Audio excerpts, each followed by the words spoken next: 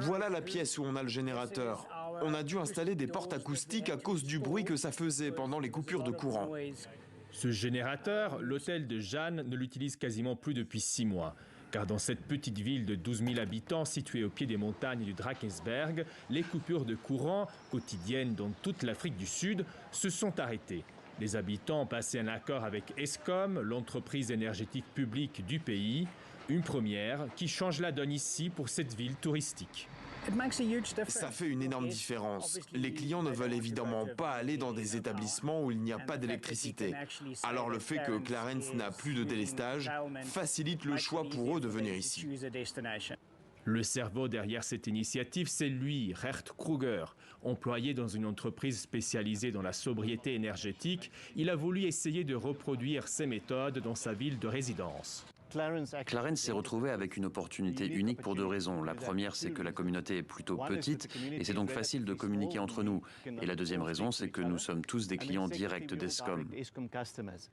Le fonctionnement est simple. Grâce à un boîtier installé par Gert, ils peuvent suivre la consommation électrique de la ville. Celle-ci doit impérativement rester en dessous des limites fixées par Eskom, qui varient selon les besoins quotidiens. Donc ici, on peut bien voir cette ligne bleue qui monte, c'est l'objectif du jour. Et ici, la ligne orange qui montre notre consommation réelle.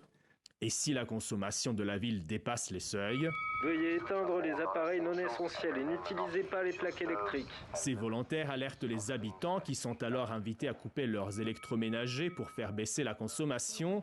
L'information est aussi partagée par message et du centre-ville au township, la ville se mobilise. Un système qui repose donc sur la bonne volonté des habitants et qui a fait ses preuves, de quoi donner des idées à d'autres villes du pays. Est-ce que c'est possible de reproduire cet exemple dans d'autres villes? Oui, bien sûr. Mais je dois ajouter que cela n'est pas si facile que ça en a l'air. Si on le fait dans une ville de 30 000 habitants, ça ne marchera pas, parce que c'est trop grand. On ne peut pas contrôler un tel nombre de consommateurs.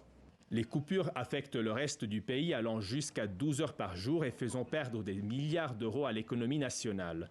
Le cas de Clarens est pour le moment unique, mais il est un exemple porteur d'espoir pour de nombreuses petites villes d'Afrique du Sud.